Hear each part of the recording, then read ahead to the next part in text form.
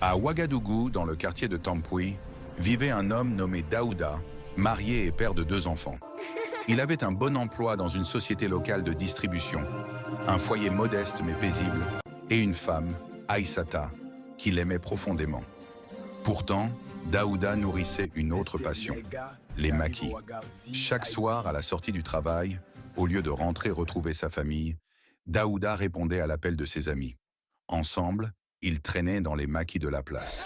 Ouaga VIP, Maquis 2000, ou encore le détour. Bière en main, musique à fond, rire gras et regards insistants sur les serveuses.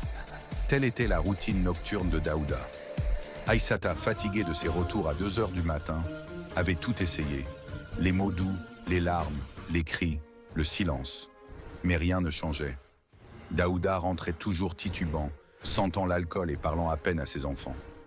Un soir d'octobre, alors que la pluie menaçait, Daouda quitta encore un maquis, ivre et insouciant. Sur sa moto sans casque, il prit la route du retour. À un carrefour mal éclairé, il perdit le contrôle. Le choc fut violent. Transporté d'urgence au CHU Yalgado, il y resta plusieurs jours, grièvement blessé. Il perdit l'usage de sa main droite. Aïssata, malgré toutes les blessures morales, courut à son chevet. Elle prit soin de lui, jour et nuit, jusqu'à sa sortie de l'hôpital. Elle lavait ses habits, le nourrissait, l'aidait à se déplacer, sans jamais prononcer un mot de reproche.